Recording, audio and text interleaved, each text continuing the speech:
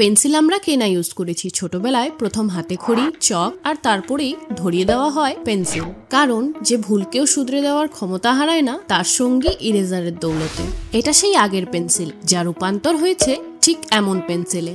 তো কিভাবে পেয়েছে মানুষ এমন খোঁজ? 1564 সালের মাঝামাঝি ইংল্যান্ডের এক ভয়াবহ ঝড়ো তুফান সেখানে আনে অনেক ক্ষতি। বেশিরভাগ গাছকেই শিখর সহ উফড়ে ফেলে মাটির থেকে। তারপর সেখানের কিছু মানুষ দেখে গাছের শিখরের মধ্যে আর মাটির নিচে কালো পাথরের মতো এক পদার্থ, যা এখন আমাদের কাছে গ্রাফাইট নামে পরিচিত। গ্রাফাইট হলো কার্বনের আরেক প্রকার।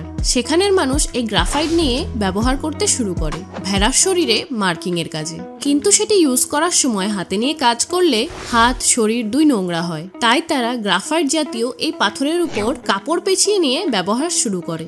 বেশ অনেকটা সময় পর 1795 নিকোলাস জ্যাক কন্টে ছিলেন তখনের দিনের নেপোলিয়ান আর্মির একজন সায়েন্টিস্ট। তিনি খবর পান গাঢ় কালো এই গ্রাফাইটের কথা। কোনো আকার ছাড়া গ্রাফাইটকে কাদামাটির সাথে মিশিয়ে তিনি আকার দিয়ে তৈরি করেন লেখার উপযুক্ত, যা এখন আমাদের কাছে মডার্ন পেন্সিল।